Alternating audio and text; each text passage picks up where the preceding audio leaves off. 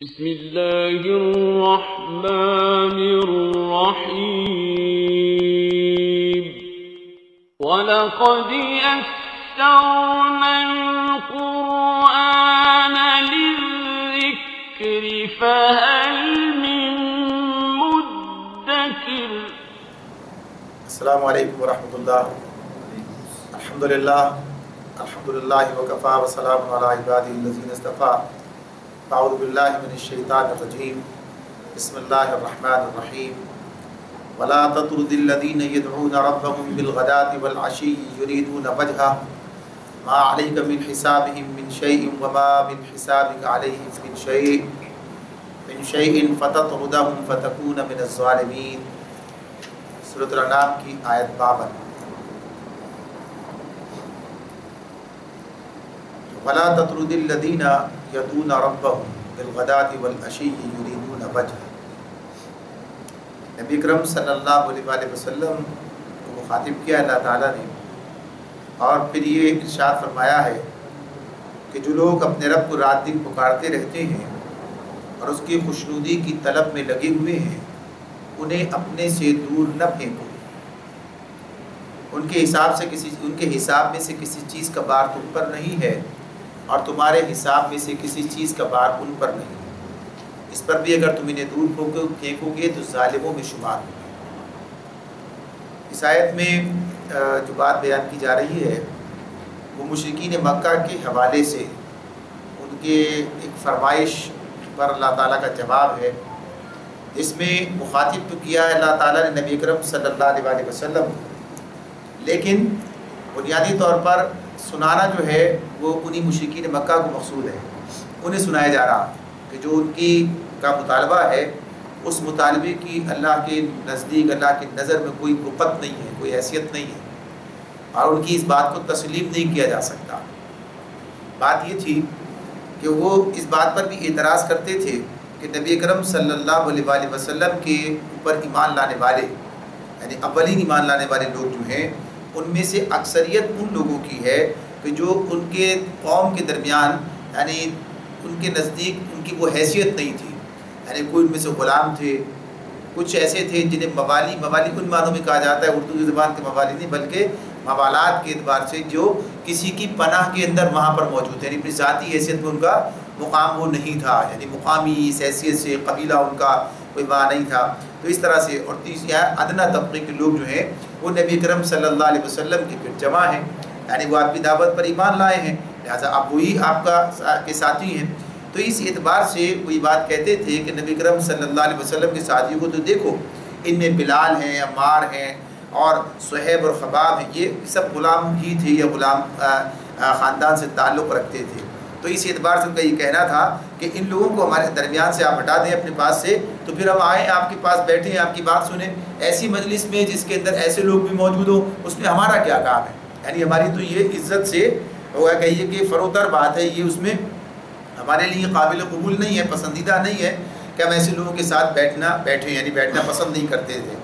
اور پھر اسی کے علاوہ یہ بات بھی اس میں تھی، آگے والی آیات میں یہ بات سامنے آ جائے گی کہ ان کا خیال یہ بھی تھا، یعنی وہ تنقید کرتے ہوئے کہتے تھے ذرا دیکھو تو صحیح، یہ لوگ ہیں، یعنی کہا نا اسلام جو ہے یہ تو اللہ کا بڑا انعام ہے، اور جن لوگوں نے اسلام کو قبول کر لیا اللہ نے ان پر بڑا احسان کیا ہے، تو یہ لوگ ہیں جن پر اللہ کا انعام ہوا، ذرا دیکھو ان کی حالت کیا ہے، ان کی کیفیت کیا ہے۔ تو گویا ان کے نزدیک کی بات جو تھی قابل قبول نہیں تھی، تو اس طرح مطالبہ کرتے تھے، تو اللہ تعالیٰ اس کا جواب دیتے ہیں، جواب دیتے ہوئے بات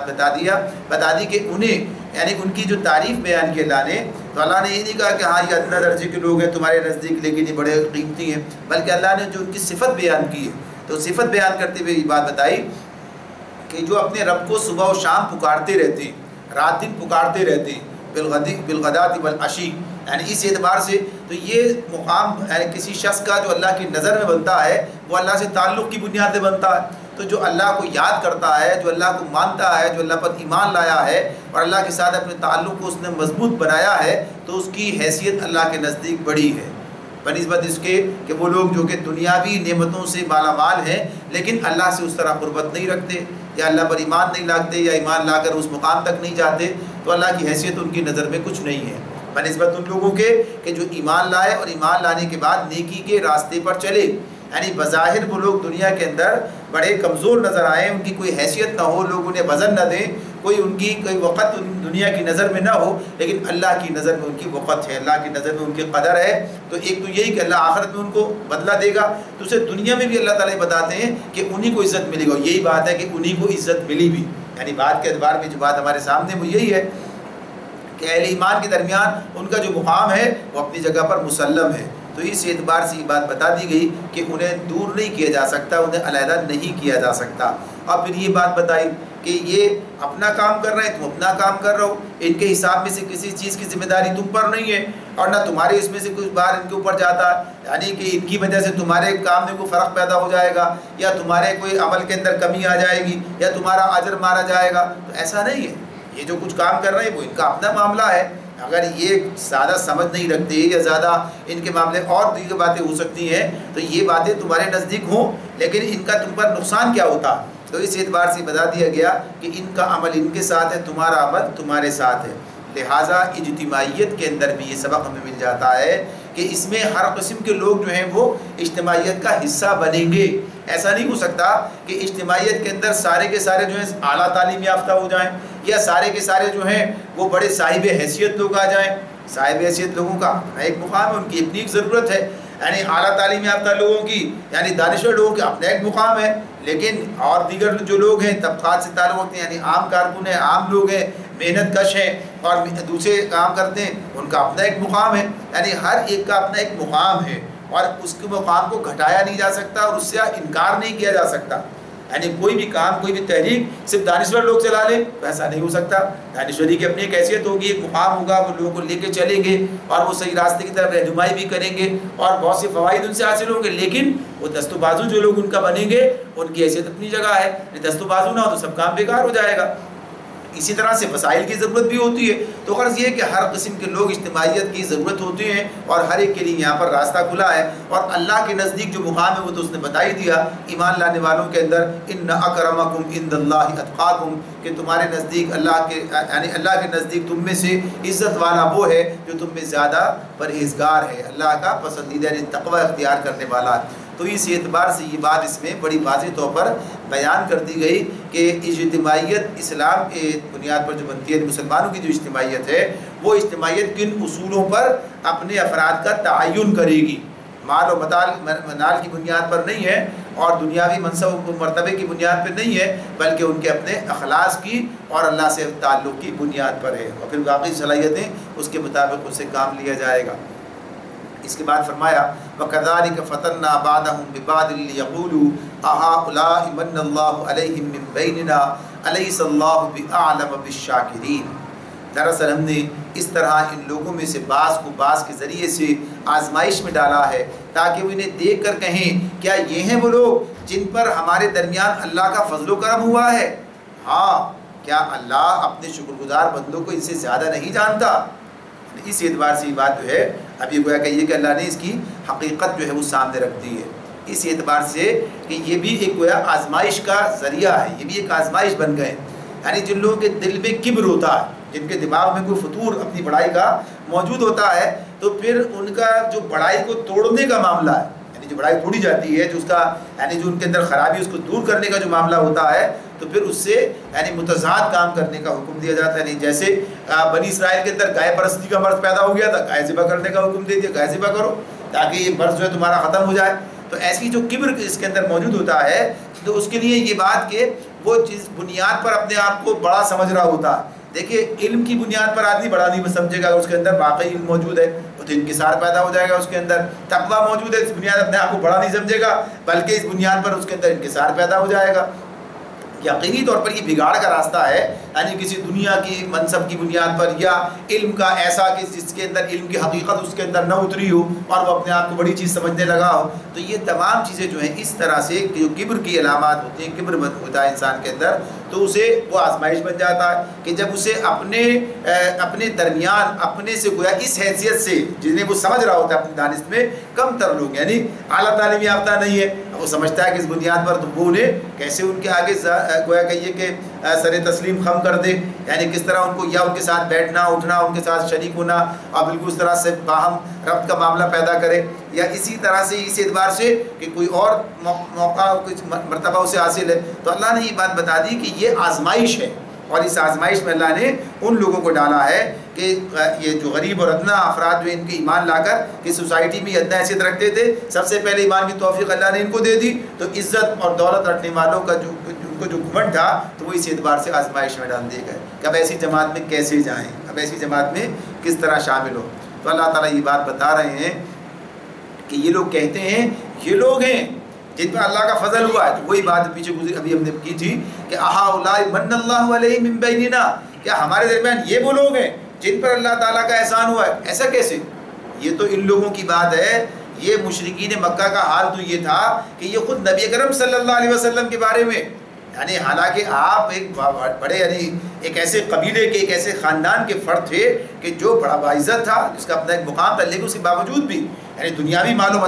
منال کے اعتبار سے یا مرتبے کے اعتبار سے جو حاصل تھا لوگوں کو، تو اس کے بارے میں کیا کہتے تھے؟ یہ قرآن ان پر کیوں نازل ہوا؟ مکے کے یہ طائف کے بڑے لوگوں پر، یعنی یہ جو ان کے مکے کے بھی بڑے لوگ ہیں، بڑے بڑے سردار ہیں، اور طائف کے اندر بھی ان میں سے کسی بڑے آدمی پر نازل ہوتا ہے، یہ ان پر کیسے ہو گیا؟ تو گویا یہ ان کے لیے تو یہ تو خود جب گویا کہیے کہ رسول کے حوالے سے ہی اس بات کو تسلیم کرنے کے لیے تیار نہیں ہے، تو ان کے ساتھ جو دیگر لوگ ہیں کہ جو اس حیثیت میں نہیں ہیں بظاہر دنیاوی اعتبار سے، تو وہ ان کے لیے آزمائش بن گئے۔ تو کہتے ہیں کہ یہ لوگ ہیں ان پر اللہ نے احسان کیا، تو اللہ تعالیٰ جواب دیتے ہیں الیس اللہ بعالم بالشاکرین، کیا اللہ اپنے شکر گزار بندوں کو نہیں جانتا؟ زیادہ یعنی عالم کا مطلب یہ کہ زیادہ علم رکھنا۔ تو یہاں شکر کس حوالے سے یہاں پر ان کے لیے آگے سامنے کہ انہوں نے اللہ کی نعمت کو پہچانا، اس کی قدر کی، یعنی ایمان لے آئے، اور ایمان لائے تو ظاہر اس کا بدلہ ہی نہیں مل رہا ہے۔ تم نے اللہ کی نعمت کی قدر ہی نہیں کی، اس کی قدر ہی نہیں پہچانی، ناشکرے بن گئے، تو ظاہر سی بات اس کا نتیجہ کیا ہے کہ کفران نعمت کرنے کا نتیجہ تمہارے لیے اب یہ ہے کہ بہرحال تم اس سے پیچھے رہ گئے۔ اگر ایمان لاؤ تو بہرحال ساتھ آ جاؤ گے، ورنہ تمہارے لیے کوئی مقام نہیں۔ وَإِذَا جَاءَكَ الَّذِينَ يُؤْمِنُونَ بِآيَاتِنَا فَقُلْ سَلَامٌ عَلَيْكُمْ كَتَبَ رَبُّكُمْ عَلَى نَفْسِهِ الرَّحْمَةَ أَنَّهُ مَنْ عَمِلَ مِنْكُمْ سُوءًا بِجَهَالَةٍ ثُمَّ تَابَ مِنْ بَعْدِهِ وَأَصْلَحَ فَأَنَّهُ غَفُورٌ رَحِيمٌ۔ بسم اللہ رب العالمین فرماتے ہیں کہ جب تمہارے پاس وہ لوگ آئے، نبی کرم صلی اللہ علیہ وسلم سے اللہ تعالیٰ کہتے ہیں اب ان کی یعنی عزت و تکریم کا ایک اور پہلو بیان کیا جا رہا ہے، یعنی یہ تو انہی سے مخاطب ہو گیا، انہیں بتایا جا رہا تھا کہ ہمارے پاس ان کی کیا مقام ہے۔ نبی صلی اللہ علیہ وسلم سے اللہ تعالیٰ کہتے ہیں کہ جب تمہارے پاس وہ لوگ آئیں جو ہماری آیات پر ایمان لاتے ہیں تو ان سے کہو تم پر سلامتی ہے، سلام علیکم، سلام علیکم لفظ یہاں پر آیا ہے۔ اچھا یہ اس میں سلام علیکم تم پر سلامتی ہے، اب یہ لفظ تو قرآن مجید میں ہمارے سامنے اس طرح سے آتا ہے کہ انہیں کہو کہ سلام علیکم۔ اب یہ بات کہ یہ الفاظ اس انداز میں یعنی اس ترتیب میں ہمارے سامنے آتے ہیں، اس بنیاد پر کچھ لوگوں نے سلام علیکم ہی کہنا شروع کیا، حالانکہ بات کیا ہے کہ نبی کرم صلی اللہ علیہ وسلم نے اس کی ترتیب جو ہمارے سامنے رکھ دی وہ کیا رکھ دی؟ السلام علیکم، یعنی آپ نے اس کی ترتیب بدل کر ہمارے سامنے یعنی اس اعتبار سے اس کو بیان کیا۔ حدیث میں جو الفاظ آتے ہیں السلام علیکم ورحمۃ اللہ وبرکاتہ، یعنی یہ سلام مکمل ہمارے سامنے آ گیا۔ تو یہ بات کہ جو اس میں لکھا ہوا ہے، یہ بات اس اعتبار سے کہ اس کو اس ترتیب سے نبی صلی اللہ علیہ وسلم سے کہا گیا ہے، ان سے کہا ہے، اب کسی نے اسی لفظ کو لے کر شرائط کرنے کی کوشش کی تو یہ بات درست نہیں ہوگی اس اعتبار سے، یعنی قرآن کے الفاظ تو ہیں اپنی جگہ پر، لیکن نبی صلی اللہ علیہ وسلم نے جو ہمیں تقریر سکھایا ہے کہ آپس میں ہم جب لوگوں سے کہیں گے تو اب یہ یہاں پر ان کے اوپر یہ جو بات ان سے کہی جا رہی ہے کہ اس طریقے سے سلام پیش کرنے کی بات نہیں بلکہ ان کی سلامتی کا اعلان ہو رہا ہے کہ سلامتی ہے تم پر، سلام علیکم کتب ربکم علی نفسہ الرحمہ، تمہارے رب نے رحم و کرم کا شیوا اپنے اوپر لازم کر لیا ہے، کتب ربکم علی نفسہ الرحمہ۔ اچھا یہی الفاظ تقریباً اسی طرح سے فرق کے ساتھ میں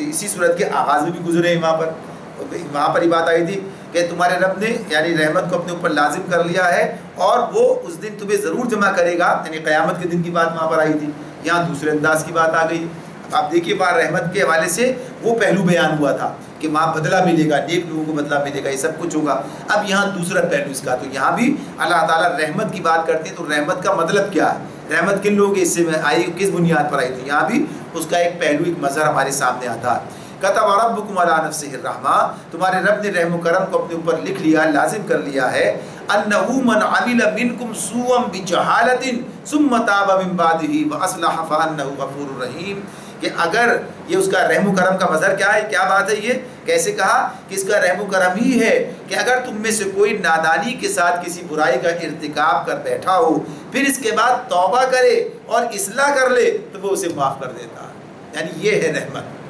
رحمت کا مطلب یہ نہیں ہوگا کہ نہ تم توبہ کرو نہ اصلاح کرو، لیکن یہ سوچو کہ اللہ تو بڑا مہربان ہے، بڑا رحم فرمانے والا ہے اور رحم کرے گا ہمارے اوپر، تو اللہ رحم تو فرمانے والا ہے، رحم کرے گا، لیکن کس پر رحم کرے گا، کس اعتبار سے؟ تو یہاں پر کہا کہ جو کوئی غلطی کرتا ہے، اب ایک تو یہ کہ غلطی کرے گا تو سزا ضرور دیں گے، ٹھیک ہے، تم نے اچھے کام کیے اس کا جزا بھی دیں گے، جو غلطی کی اس کی سزا بھی دیں گے، ایسا نظام نہیں بنایا اللہ تعالیٰ نے، بلکہ بحیثیت مجموعی انسان کے اعمال کی بنیاد پر اس کے لیے سزا اور جزا کا معاملہ رکھ دیا ہے، یعنی جو جزا کا مستحق قرار پاتا ہے تو اس کی غلطیاں اللہ معاف فرما دیتا ہے، یعنی بحیثیت مجموعی اگر وہ جزا کا مستحق قرار پا رہا ہے تو اس اعتبار، تو یہاں پر اس کے لیے کیا کہا کہ اگر غلطی ہو جائے، غلطی سرزد ہو جائے تو پھر کیا نتیجہ نکلے گا،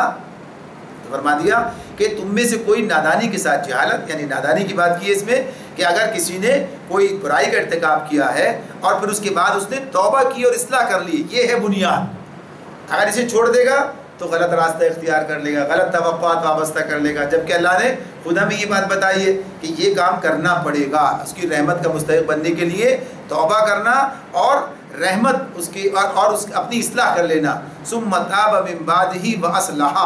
تو یہ بات جو ہے بنیادی بات ہے، اور جہاں بھی توبہ کا ذکر آتا ہے یہ بات ساتھ ساتھ آتی ہے کہ اللہ توبہ کے لیے قبول کرتا ہے، اور توبہ قبول کرنا ہی رحمت کی علامت ہے، اللہ کی رحمت ہے کہ وہ انسان کی توبہ قبول کر لیتا ہے، جب انسان گناہ کر کے اللہ کی طرف متوجہ ہوتا ہے، دوبارہ رجوع کرتا ہے، اپنی گناہوں سے باز آنے کے بعد کرتا ہے، تو توبہ کی تو شرائط میں ہی داخل ہے، توبہ کا حصہ ہی یہ سب چیزیں، تو اس میں اللہ نے الگ سے بھی بات بتائی ہے، اس لیے کہ توبہ کا لفظی ترجمہ تو پلٹ نہیں ہوگا، تو اس کے بعد کہ توبہ کے بعد اپنی اصلاح بھی کر لے، یعنی پلٹ آیا اللہ کی طرف اور اصلاح کر لی، فَأَنَّهُ غَفُورٌ رَحِيمٌ، تو اسے اللہ تعالیٰ معاف فرما دیتا ہے، بڑی رحم فرمانے والا، یعنی نرمی سے کام لیتا ہے۔ اچھا، یہ بات جس تناظر میں اس وقت ہو رہی ہے، یہ اس تناظر میں ہے، یعنی وہی جو مشرکین مکہ کا معاملہ تھا کہ وہ ان لوگوں کو ہدف تنقید بناتے تھے، تنقید کا نشانہ بناتے تھے اہل ایمان کو،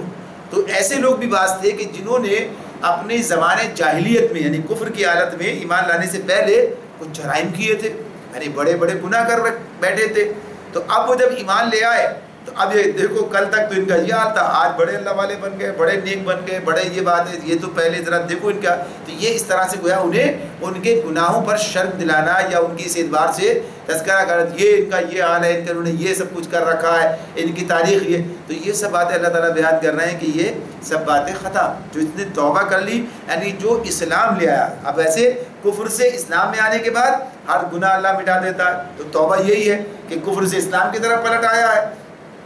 ایسے ایک آدمی مومن ہونے کے باوجود بھی گناہ کر سکتا ہے، اور گناہ کرنے کے بعد پھر جب وہ اصلاح کر لیتا ہے، اپنی پلٹ آتا ہے، تو اس کی توبہ بھی ہوتی ہے۔ تو کافر کی توبہ کیا ہو گئی کہ اس نے کفر چھوڑ کر ایمان لے آیا، تو ایمان لانے کے بعد نتیجہ کیا نکلا، سارے گناہ اللہ نے پچھلے معاف کر دیے۔ تو یقیناً اسی معاشرے کے لوگ ایمان لا رہے تھے نا، جس معاشرے کی بات یہ تھی کہ ہاں وہاں برائیاں موجود تھیں، وہاں لوگ جو ہے بڑے بڑے ایسے قبیح افعال کے اندر مبتلا تھے۔ ایک صاحب کے بارے میں ایمان لے کر آ گئے تھے، ان کے بارے میں بات آتی کہ انہوں نے نبی اکرم صلی اللہ علیہ وسلم کو اس واقعہ سنایا کہ جب انہوں نے اپنی بیٹی کو زندہ زمین میں گاڑا تھا، زمین میں دفن کیا تھا، اس واقعے کو آپ کے سامنے بیان کیا، اور آپ کے یعنی آپ اس کے آپ دیدہ ہو گئے، آپ کے آنکھوں سے آنسو جاری ہوئے، اس بات کو سن کر جو اس کا اثر آپ کے دل پر ہوا، اور اس مظلومیت کی کیفیت کا جو اس بچی کی تھی، لیکن ظاہر جرم کیا تھا مگر ایمان لے آئے، توبہ کر لیے، تو اللہ نے جو ایسے جرم بھی معاف کر، تو ہر جرم جو ہے، کوئی بھی گناہ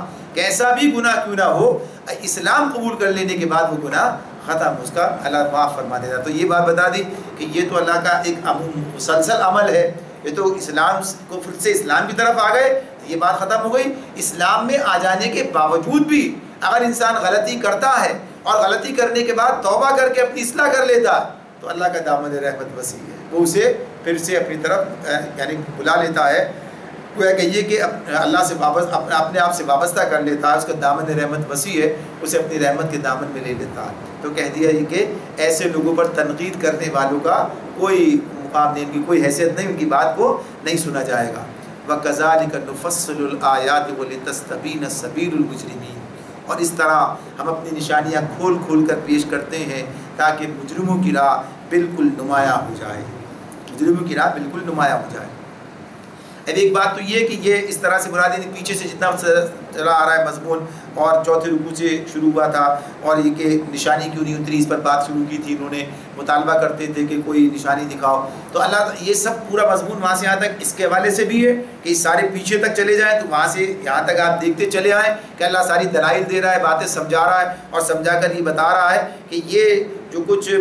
لوگ اب یہ جو ضد پر اڑے ہوئے ہیں، اس کی وجہ یہ نہیں ہے کہ بات ان کی سمجھ میں نہیں آ رہی، کوئی ایسی نشانی جو پہچان لے۔ نشانی کا مطلب تو پہچان کے لیے ہوتا ہے، پہچانتے تو یہ ہیں، پہچان گئے ہیں، جان گئے ہیں، ان کی سمجھ میں بات آ گئی، مگر ماننا نہیں، اس لیے کوئی نہ کوئی اس کے لیے بنیاد بنا رکھی ہے، کوئی نہ کوئی اس کے لیے وجہ تلاش کر رکھی ہے۔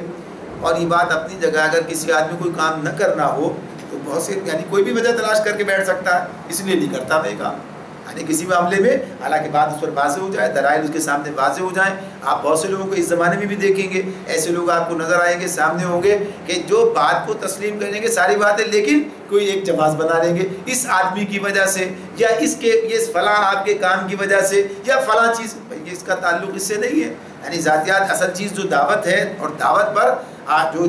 جو قرآن و سنت کی بنیاد پر ہے، اور اسی کی طرف دعوت ہے، اور یہی کام لے کے ہر انسان کو کھڑا ہونا ہے۔ تو اس طرح سے گویا کہیے کہ یہ چیز رکاوٹ بنتی ہے ان لوگوں کی جو آنا نہیں چاہتے، کوئی بھی جواز تلاش کرتے رہتے ہیں۔ تو یہ مشرکین مکہ کا بھی حال تھا، تو ایک تو یہ عمومی بات ہو گئی۔ دوسری بات اس اعتبار سے یہ آ گئی کہ جو اگر قریب سے تعلق اس کا دیکھا جائے تو کیا ہوگا کہ ابھی اللہ تعالیٰ نے اہل ایمان کے بارے میں کیا بات بتائی، نبی صلی اللہ علیہ وسلم سے کہا کہ جو ہماری آیات پر ایمان لاتے ہیں، یعنی ایمان لانے والے ہیں، تو ان سے کہو تم پر سلامتی ہے، اور تمہارے رب نے رحم و کرم کا شیوا اپنے اوپر لازم کر لیا ہے، اور یہ اس کا رحم و کرم ہی ہے کہ اگر تم میں سے کوئی نادانی کے ساتھ کوئی برے فعل کا ارتکاب کر بیٹھے، برائی کا ارتکاب کر بیٹھے، پھر اس کے بعد توبہ کرے، اصلاح کر لے، تو اسے معاف کر دیتا اور نرمی سے کام لیتا۔ ایک بات ہوئی۔ اب جو یہ کام نہیں کرتا، یعنی جو یہ کام نہیں کرتا، یعنی ایمان بھی نہیں لاتا، توبہ بھی نہیں کرتا، اصلاح بھی نہیں کرتا، پہلے تو کفر سے اسلام کی طرف آنے کی بات تو ظاہر سی بات ہے کہ اس حوالے سے جبھی سارے معاملات ہوں گے، لیکن ایمان لانے کے بعد اگر کوئی آدمی یہ کام نہیں کرتا، یعنی گناہ پر گناہ کرتا رہتا ہے، توبہ اصلاح نہیں کرتا، تو بھی کیا ہے، مجرم بن جاتا ہے۔ اور جو آدمی اسلام ہی قبول نہیں کیا تو توبہ اور اصلاح کا کیا معاملہ ہے، تو مجرم ہے۔ تو یہ اللہ نے واضح کر دیا۔ اب یہ جو ہے یعنی مجرم کے مقابلے میں اب یہ جو بات آ گئی یہاں پر مومن کی بات آ گئی، یعنی فرما بردار کی بات آ گئی، صالح کی بات آ گئی۔ اس اعتبار سے وہ کون لوگ ہیں، ایمان بھی لاتے ہیں اور اپنے برے اعمال کو چھوڑ چکے ہیں، اپنی اصلاح کر لیے۔ اب وہ لوگ جو کہ عصمتوں کے لٹیرے تھے وہ عصمتوں کے محافظ بن گئے، جو حقوق پامال کرنے والے تھے وہ حقوق ادا کرنے والے بن گئے، بلکہ اپنے حقوق چھوڑنے والے بن گئے، یعنی دوسروں کے حقوق کی ادائیگی میں اتنا آگے بڑھ گئے، یعنی جو ہر اعتبار سے وہ انتہائی اعلیٰ درجے کے انسان بن گئے۔ یہ تبدیلی آ گئی، اور جو وہیں کھڑے اکڑے ہوئے تو وہ مجرم ہے۔ تو مجرم کی اور یہ الگ اللہ نے واضح کر دیا، دیکھا جا سکتا ہے۔ معاشرے میں بھی افراد کو دیکھ کر اگر کوئی سلیم الفطرت انسان ہے وہ دیکھتا ہے بھائی یہ لوگ کیسے ہیں، اور ان کے ساتھ لوگ کیسے ہیں، ان کا مجموعی طرز عمل کیسا ہے۔ یہ ہو سکتا ہے ایک آدمی کے اندر، اور ہر آدمی میں کوئی نہ کوئی کوتاہی ہو سکتی ہے، یعنی اس دور کی بات تو چھوڑ دیجئے، جو رسول کے ساتھی تھے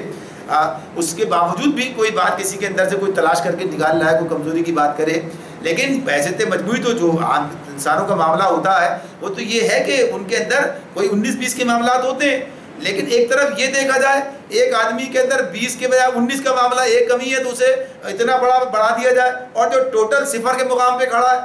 یعنی کوئی ایک آدھ بات اس کے اندر کوئی خوبی کی نکل آئے تو اس کو برابر کر دیا جائے، تو بڑا ظلم اور زیادتی کی بات ہے۔ یعنی جو معاملہ ہے یہ ظلم اور زیادتی کا معاملہ ہے۔ تو آج بھی لوگ دیکھ سکتے ہیں، پہچان سکتے ہیں کہ یہ جو دین کے علم بردار ہیں، جو دین کی بات کرنے والے ہیں، یہ اپنی تمام کمزوریوں کے باوجود بھی یعنی بہرحال جائے اخلاص ہے، جنہوں نے دین کو تجارت بنا رکھا ہے، جنہوں نے دین کا لبادہ اوڑھ رکھا ہے، جنہوں نے دین کو دھوکہ دینے کا ذریعہ بنا رکھا ہے، دنیا میں کمائی کا ذریعہ بنا رکھا ہے، ان کی بات نہیں ہو رہی۔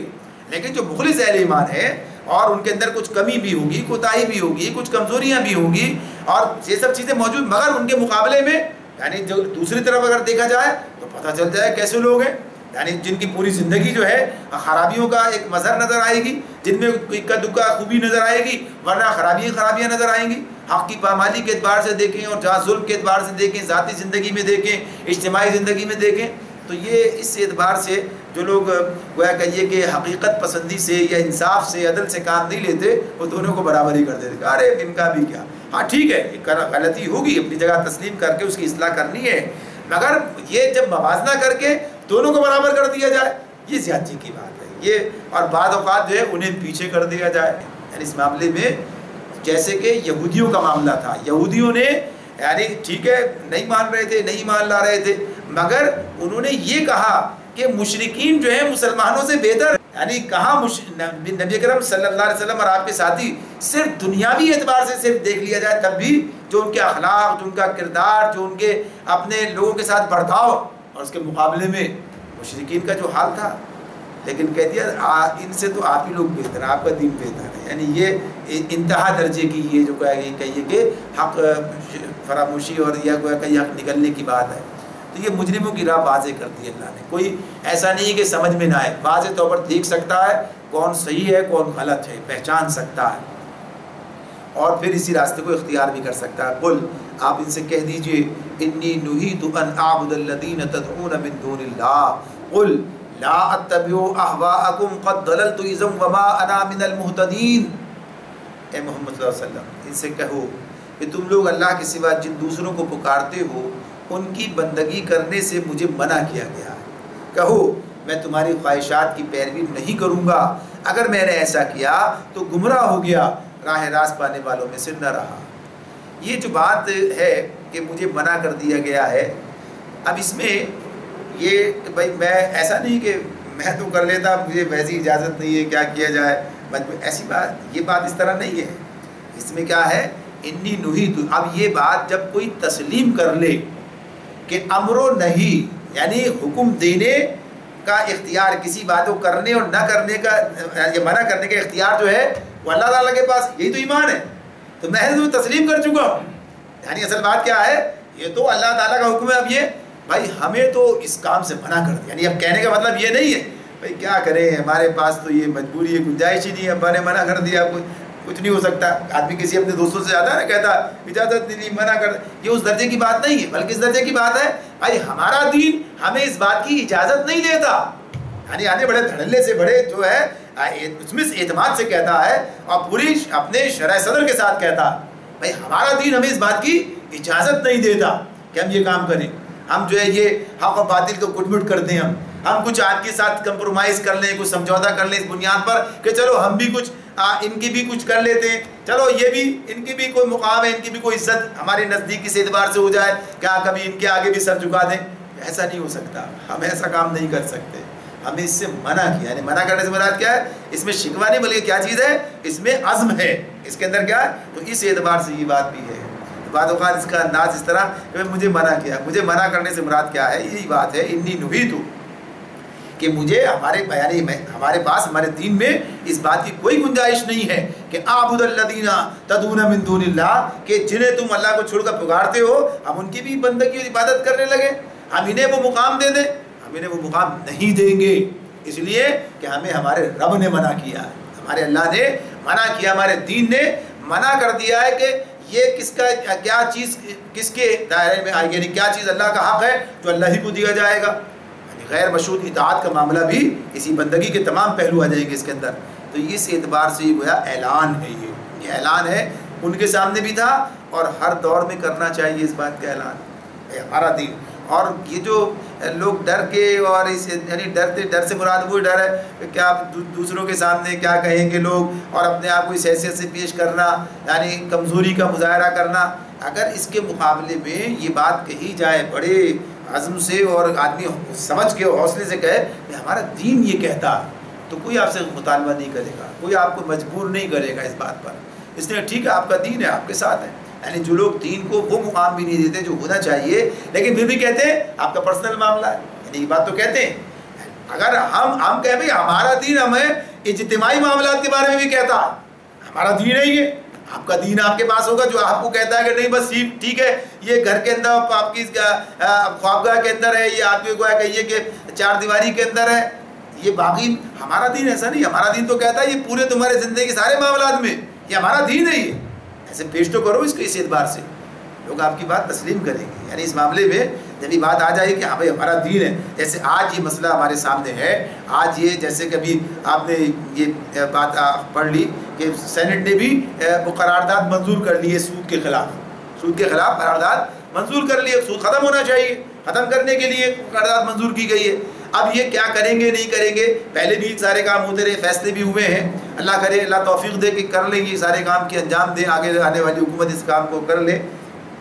لیکن بہت سے خدشات اور یہ ساری چیزیں سامنے آتی ہیں. بھائی بین الاقوامی دنیا, ساری دنیا سے معاملات ہیں, قرضے لے رکھے ہیں, یہ سب کام ہے, تجارت ہے, یہ معاملات ہیں, وہ معاملات ہیں, کیسے چلے گا, کیا ہوگا. تو بنیادی طور پر بات یہی ہے کہ جب یہ بات اس طرح پیش کی جائے, ہمارا دین ہمیں اس بات کی اجازت نہیں دیتا کہ ہم یہ کام کریں,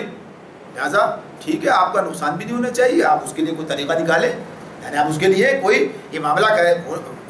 ہو سکتا ہے کہ آپ کی چیز میں آپ کو گھاٹا نہ ہو, یعنی کوئی ضمانت ہو, کوئی معاملہ ہو, کوئی چیز ہو, یا ٹھیک ہے ابھی کام کریں گے نہیں آپ کے ساتھ, ختم ہو گئی بات. یعنی اس میں اب تک جو ہو گیا سو ہو گیا, اس کے معاملات طے کر کے آگے یہ کام نہیں ہوا اس بنیاد پر. لیکن جرأت چاہیے, اس کے لیے کیا ہے, پہلے خود اپنا یقین چاہیے. جب مجھے خود اپنے اوپر پورا اعتبار نہیں, میں کچھ شرمندہ رہتا ہوں اپنے دین کے معاملے میں, تو کسی کے سامنے کیا کہہ سکتا ہوں. لیکن جب میں خود سمجھ لوں گا یہی تو اصل دین ہے, یہ اصل بات تو یہی ہے, مجھے تو اللہ نے اپنا غلام بنایا, میں کسی کا غلام نہیں ہوں میں. یعنی آدمی کے اندر یہ عزم تو پیدا ہو, لیکن جب وہ خود ہی چاکری کرنے کے لیے تیار ہو تو پھر اسے کون جو ہے کہیے کہ آزاد بندہ بنا سکتا ہے. اس طرح سے یہ بات ہے. تو یہاں پر یہ اس طرح کہہ دیا گیا تو بڑی چیز ہے جس کے اندر ہمارے سامنے آتی ہے. اور آپ ان سے کہہ دیجئے لا اتبع اہواءکم, اب اس کو کھول دیا اس بات کو, یعنی اس بات کو جتنی کہی تھی اب کھول دیا. کیا تمہاری باتیں تو باتیں ہی ہیں, تمہاری جیسے کہتے ہیں نا تمہاری تو باتیں ہی ہیں. اب باتوں سے کیا ہوتا, اصول کی بات کرو, کوئی ڈھنگ کی بات کرو. یعنی کوئی جیسے کسی بھی معاملے کے اندر جو یعنی اصول ہوتے ہیں یا جو قانون ہوتا ہے, جو ضابطہ, اس کی بات ہوتی ہے. اصل تو یہ ہے بھائی, جیسے آپ کسی سے کہے, کوئی کہے بھائی ابھی چھٹیاں ہونے والی ہیں, کوئی قانون کوئی ضابطہ آ گیا, نوٹیفیکیشن آ گیا, چیزیں صحیح بات بتاؤ, اس طرح سے بات ہے یہ. اس کے بعد میں آدمی کہتا ہے تو اب یہ ان کا معاملہ کیا ہے, ان کے پاس کوئی دلیل نہیں ہے. یہ باتیں کہاں, جو باتیں یہ لوگ پیش کر رہے ہیں, مشرکین مکہ پیش کر رہے تھے, یا اور جو بھی باطل کے علم بردار پرستار جو پیش کر رہے ہوتے ہیں, ان کے پاس کیا دلیل ہے بھائی, کہاں سے آئی یہ باتیں. میں نے سوچی, میں نے نہیں, انہوں نے کر لی, انہوں نے کر, یعنی کسی انسان کے بارے میں کہ ان کی یہ اپنے گویا کہیے کہ غور کے فکر کے نتائج ہیں, یا ان کا اپنی یہ اپنا اس کا ایک توجیحات ہیں, انہوں نے اخذ کر لی, انہوں نے کوئی پیش کر دی ہیں. تو ایسے بات نہیں چلے گی, خواہشات ہیں, یہ ایسا چاہتے ہیں. اہواءکم, اللہ رب العالمین کی طرف سے جو چیز آئی ہے وہ کیا ہے, وہ خالص علم ہے, وہ خالص علم ہے. یعنی علم کے مقابلے میں گمان اور قیاس کی حیثیت کیا ہوتی ہے, کچھ بھی نہیں ہوتی ہے. تو یہ بات کہہ دی کہ آپ کہہ دیجئے لا تبعوا اہواءکم, میں تمہارے خواہشات کی پیروی نہیں کر سکتا. تمہارے پاس کوئی چیز نہیں ہے, کوئی دلیل نہیں ہے, کوئی تمہارے پاس, تو میں تمہارے خواہشات کی پیروی نہیں کرتا. قد ضللت اذا وما انا من المهتدین, اگر میں نے ایسا کیا تو گمراہ ہو گیا, راہ راست پانے والوں میں سے نہ رہا. یعنی وہی بات کہ دین سے بے دین ہو جاؤں گا اگر آپ کی بات مان لی اس اعتبار سے. تو بھائی یہ تو دین کا معاملہ ہے, یہ کوئی آسان بات نہیں ہے. مجھ سے اگر آپ کو کچھ چاہیے آپ لے لیں, ٹھیک ہے, چلو میں 2 روٹی نہیں کھاؤں گا, ایک کھا لوں گا, ایک آپ کو دے دوں گا, چلو چھوڑ دیا میں نے, چلو میرا حق ہے, میں نے چھوڑ دیا, ختم کر دیا, کوئی بات نہیں ہے. دین کو تو نہیں چھوڑ سکتا, دین پر تو کوئی سمجھوتا نہیں ہو سکتا. یعنی یہ باتیں اسی اعتبار سے پیش کی جائے گی بات. قل, آپ کہہ دیجئے انی علی بینۃ من ربی وکذبتم بہ ما عندی ما تستعجلون بہ ان الحکم الا للہ یقص الحق وهو خیر الفاصلین. اللہ تعالیٰ فرماتے ہیں قل, آپ ان سے کہہ دیجئے انی علی بینۃ من ربی, میں اپنے رب کی طرف سے ایک دلیل روشن پر قائم. وہی بات آ گئی, یعنی میرے پاس تو اللہ کی طرف سے دین آیا ہے نا, پوری میرے پاس جو کچھ ہے, میں ایسے ہی خالی ہاتھ نہیں کھڑا ہوں, میں میرے پاس پورے سب چیزیں موجود ہیں, دلائل موجود ہیں, میرے پاس دعوت ہے, اس کے پیچھے اللہ رب العالمین کی قوت اور تمام چیزیں, یعنی سارا گویا کہیے کہ یہاں سے وہاں تک ایک سلسلہ, جیسے کہتے ہیں زنجیر کی کوئی کڑی ٹوٹی بھی نہیں ہے. بھائی یہاں تو آگے کیا بتاؤں, آگے تو میرے لیے مسئلہ ہو گیا کہ کوئی ایک اور کوئی بات پیش کرنے کے لیے کیسے گھڑا جائے. وہ کہتے ہیں نا ایک جھوٹ کے لیے 100 جھوٹ گھڑتا آدمی انسان کرتا ہے, لیکن جہاں بات حقیقت اور سچائی پر مبنی ہو ہاں تو اس کے لیے مسئلہ ہی کوئی نہیں ہے, ایک ہی بات رہے گی, ہمیشہ سے چلے گی, ہمیشہ رہے گی وہ بات. تو کیا کہا, میں اپنے رب کی طرف سے جو ہے ایک دلیل روشن پر قائم ہوں, یعنی مجھے وہ دین ملا جو میرے پاس موجود ہے. وَكَذَّبْتُمْ بِهِ, تم نے اسے جھٹلا دیا ہے, اب اس دلیل کو تم نے ماننے سے انکار کر دیا ہے. اب کیا ہونا چاہیے؟ ما عندی ما تستعجلون بہ, میرے اختیار میں وہ چیز نہیں ہے, ما عندی نہیں ہے میرے پاس وہ چیز, ما تستعجلون بہ, جس کے لیے تم جلدی مچا رہے ہو. جلدی کس چیز کے لیے مچا رہے تھے؟ عذاب کے لیے, اللہ کی طرف سے عذاب آ جائے, فیصلہ. یعنی کیا ہے, ارے بھائی کرو, جب آپ نے پیش کیا, ہم نے جھٹلا دیا, ختم بات. اب جس کا تم دھمکی دیتے ہو آئے وہ تو آتا کچھ بھی نہیں, ہم نے تو جھٹلا دیا اللہ سب کے سامنے. تو کہا ایسا نہیں, میرے پاس نہیں ہے یہ کہ میں جو ہے اب تم نے مانگا اور میں نے پیش کر دیا, میرے اختیار کی بات نہیں ہے. تو اب یہ ظاہر سی بات ہے, اب یہ تو بات تھی نا کہ میں تو دلیل روشن پر قائم ہوں, تم نے اسے جھٹلا دیا. اب کیا معاملہ ہے, اب فیصلہ کیسے ہوگا؟ تو فیصلے کے لیے یہی کہ جو تمہیں خبر دی جا رہی ہے کہ اس کا نتیجہ یہ نکلے گا, اب وہ آ جائے سامنے, تو اس کے بارے میں کہا جا رہا ہے کہ یہ میرے اختیار میں نہیں ہے, یہ اپنے وقت پر آئے گا. ما عندی ما تستعجلون بہ, میرے اختیار میں وہ چیز نہیں ہے جس کے لیے تم جلدی مچا رہے ہو. یعنی چاہے وہ عذاب کی بات ہو, چاہے وہ قیامت کی بات ہو, کسی بھی صورت کے اندر ہی معاملہ ہو, تو اس اعتبار سے وہ کہتے تو یہی تھے, ہم تو کھلا جھٹلا رہے ہیں, سب کچھ کر رہے ہیں, یہ سارے معاملات کر رہے ہیں, لیکن کچھ بھی آتا نہیں, اس کا مطلب ہے کچھ نہیں ہوگا. تو یہ کہہ دیا ما عندی ما تستعجلون بہ اذ الحکم الا للہ, فیصلے کا سارا اختیار اللہ کے پاس ہے, فیصلے کا سارا اختیار اللہ کے پاس ہے. دنیا میں بھی بعض اوقات بعض لوگ ویسے بھی جب کسی کے کچھ ایسی بڑھاتے ہیں نا, جھوٹ موٹ بڑھاتے ہیں, تو اس کی ایسے ان کو اگر انہوں نے غضب کی نظر ڈال دی تو ایسا ہو جائے گا, اور انہوں نے یہ کر دیا تو اس طرح ہو جائے گا. یہ رسول اللہ صلی اللہ علیہ وسلم کی بات آ رہی ہے سامنے والے, یہ بات آ رہی ہے, کہتے ہیں کہ یہ معاملات جو ہیں یہ تو اللہ فیصلے, عذاب کے فیصلے جو ہیں ٹھیک ہے, بات اپنی جگہ ہے کہ اللہ رب العالمین خود اپنے بندوں کی توہین پر کوئی انتقام لے, لیکن کب لے؟ اس کی اپنی مرضی ہے, جب بھی لے. یعنی یہ معاملہ جو ہے اس اعتبار سے اللہ تعالیٰ کا معاملہ ہے کہ اللہ کے اختیار کی بات ہے, اور یہ کام اس کا ہے. یعنی اس کے بندے کی توہین ہو رہی ہو, جیسے آپ یہ دیکھیے اگر کسی پولیس مین کو کوئی زیادتی کرے, قانون حرکت میں آئے گا نا, قانون حرکت میں اگر اس سے انتقام, یعنی ریاست جو اس سے بدلہ لے گی, ریاست اسے پکڑے گی, ریاست اسے سزا دے گی, یہ نہیں کہ ریاست اپنے گھر بیٹھی رہے گی, وہ خود کرے گا کام, ایسا نہیں ہوگا. تو یہ اس کا معاملہ. تو اللہ رب العالمین کا معاملہ کیا ہے کہ اگر اللہ تعالیٰ یہ معاملہ کرتے ہیں تو اپنی حکمت کی بنیاد پر کرتے ہیں, اپنے طریقہ کار سسٹم کی بنیاد. جیسے یہ سارا یہی تو اتنی سورۃ الانعام میں یہ مضمون سب سے زیادہ سامنے آ رہا ہے کہ بتایا جا رہا ہے اس ایک طریقہ ہے, اس کے مطابق کام ہوگا. ذرا سی ایک بات کو سامنے رکھتے ہیں, پھر اس کا نسبت کی بات مکمل کرتے ہیں کہ آپ دیکھیے طائف کے آدمی میں کیا ہوا تھا. طائف میں نبی کرم صلی اللہ علیہ وسلم کے ساتھ جو اتنا ظلم کیا گیا تھا, یعنی بڑا اتنا اس کا معاملہ ہے, اتنی زیادہ بات ہے اس کی کہ اس سے زیادہ کیا بات کہی جائے. نبی کرم صلی اللہ علیہ وسلم نے اس کے بارے میں کہا کہ اس سے زیادہ سخت دن کوئی نہیں گزرا, یعنی احد سے بھی زیادہ سخت دن تھا وہ, یعنی طائف کا جو تھا, یعنی پتھر مارے گئے, لہو لہان ہو گئے, بیٹھنے نہیں دیا گیا, یعنی ہتک بھی کی گئی, یہ سارے کام کیے گئے, ظلم بھی کیا گیا, اور بات بھی نہیں مانی, نکال بھی دیا, بستی سے نکل گئے, آ گئے. اب یہ بات ہمارے سامنے آتی ہے, احادیث کی کتابوں میں بات آتی ہے, سیرت میں آتی ہے کہ اللہ تعالیٰ نے جبریل علیہ السلام کو بھیجا, ساتھ میں پہاڑوں کا فرشتہ بھی ہے, اور یہ کہا گیا, آپ کو اختیار دیا گیا اگر آپ چاہیں تو ان کی دونوں پہاڑوں کو ملا کر اس بستی کو ہلاک کر دیا جائے. یعنی یہ کام کس کے لیے, کس سے کہا گیا؟ اگر آپ کہیں تو, یہی بات ہے نا, نبی کرم صلی اللہ علیہ وسلم سے کہا کہ اگر آپ کہیں تو یہ کام کیا جا سکتا ہے. نبی کرم صلی اللہ علیہ وسلم نے اپنے علم کی بات, اور اپنے واقعی ظلم بھی آپ کے ساتھ ہی ہوا تھا نا, علم کی بنیاد پر, اپنی رحمت کی بنیاد پر, اپنے طبعی یعنی شفقت کی بنیاد پر, اور دین کی سمجھ کی بنیاد پر, یعنی جو دین کا مزاج ہے اس بنیاد پر, اللہ تعالیٰ کی مرضی کو بھی پہچانتے ہوئے آپ نے کہا کہ نہیں مجھے یہ سب مطلوب نہیں ہے, میں یہ بھی چاہتا ہوں اس اعتبار سے. ورنہ بات تو یہ تھی کہ اللہ تعالیٰ خود یہ کام کرتے, پوچھنے کی کیا ضرورت ہے, بھائی میرے ساتھ جاتی ہو رہی آپ کو نظر نہیں آ رہا, یعنی میرے ساتھ جو ظلم ہو رہا ہے اب اس کا بدلہ آپ نہیں لیں گے تو کون لے گا, یہ تو ہو رہا ہے میرے ساتھ میں. کہا نہیں, وقت پر ہوگا یہ کام, تو اگر اللہ کو کرنا ہوتا تو خود کر دیتے کام. اس اعتبار سے یہ معاملہ جو ہے اس بات کو سمجھا ہے اس معاملے میں, اور آپ نے اس بات کو اسی طرح سے اختیار بھی کیا, اس لیے کہ آپ تو دین کو اعلیٰ مقام پر ہیں, سمجھ کو اعلیٰ مقام پر ہیں. تو اس اعتبار سے یہ کیا ہے کہ اتنے ظلم ستم کے بعد بھی ایسا نہیں ہوا کہ بس اللہ کا کوڑا جو ہے عذاب کا اسی وقت حرکت میں آتا اور ہو جاتا. کبھی ایسا بھی ہو سکتا ہے, ہوتا بھی ہے بعض, جب حد ختم ہو جاتی ہے تو ہو جاتا ہے, لیکن ابھی مہلت دے رکھی ہے, موقع ہے. اور یہ ہوا بھی, جیسے نبی صلی اللہ علیہ وسلم نے کہا تھا ان کی نسلیں ایمان لائیں گی, نسلیں بھی ایمان لائیں, وہ لوگ بھی ایمان لائے, ان میں سے بھی بہت سے لوگ ایمان لائے.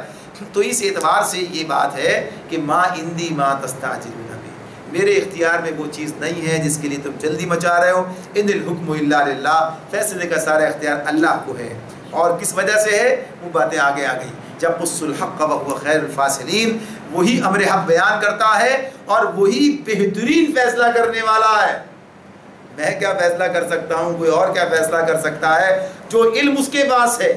جو حکمت اس کی ہے, کوئی پہنچ سکتا ہے اس کے علم اور حکمت کو؟ لہٰذا فیصلہ اسی کے لیے چھوڑ, فیصلہ اسی کے لیے چھوڑ دو کہ جو وہ مناسب سمجھے گا وہ کرے گا, اور جب مناسب سمجھے گا وہ کرے گا. انسان کا یہی اعتماد, یہی تو بات ہے پیدا کرنے کی ایمان سے, کہ انسان کا اگر یہ اعتماد ہو جائے جب اور جیسے, یعنی اللہ تعالیٰ کا معاملہ وہی سادہ بہتر سمجھ, وہی جانتا ہے, تو پھر انسان کو پریشانی ختم ہو جائے گی. اس کا جو ہے یہ جو کہ یہ اجرت پسندی کی کیفیت ہے یہ ختم ہو جائے گی. کہا ٹھیک ہے, جب اللہ ہی کا معاملہ ہے, وہی جانتے ہیں کب کیا ہونا چاہیے, تو اس کے مطابق ہوگا, ہمیں اپنا کام کرتے چلے جانا ہے. اللہ تعالیٰ ہمیں سمجھنے اور عمل کرنے کی توفیق عطا فرمائے.